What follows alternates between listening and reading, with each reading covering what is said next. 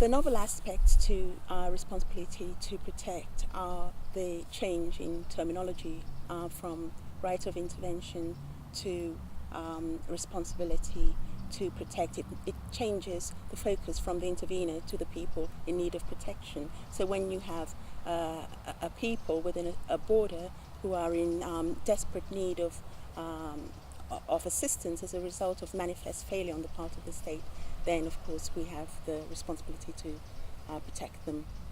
There is another novel aspect, and it's the change, I suppose, from the idea of sovereignty as the right of control over the people, resources and the borders of a state to the responsibility to protect the people within the state. Those are the main changes that we've seen.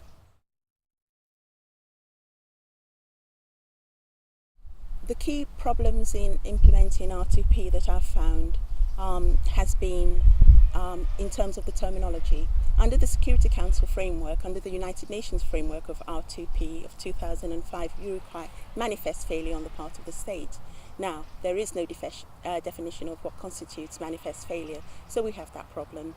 The second, I suppose, challenge is the idea that the Security Council, only the Security Council can authorize intervention, which might seem the right way to go to contain conflicts, the number of conflicts in the world.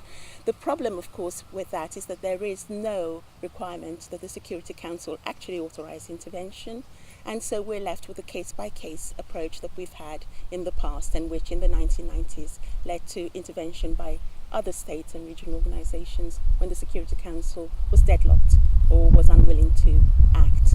The third point there would be that states have there's no legal requirement on states to provide assistance to the Security Council should it decide to intervene. And so the idea of being able to provide timely and decisive response when a population is at risk might never happen.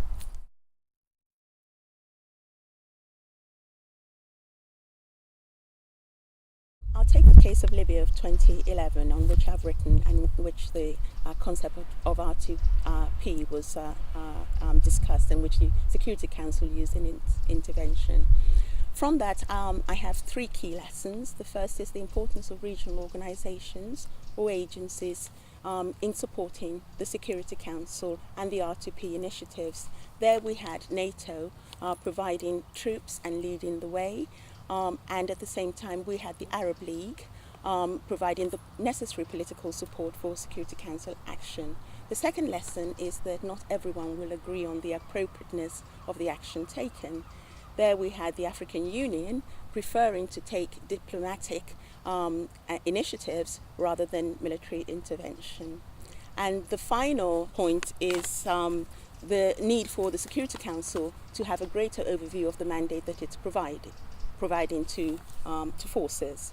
The problem with the Libyan crisis was that the UK, France and the United States decided to interpret the mandate quite widely to include regime change.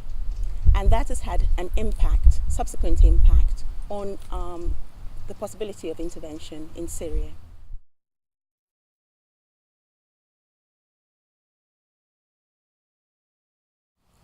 I think it's with regret that I would agree. And I think it comes back to the requirement for prior authorization from the Security Council before any military action can be taken.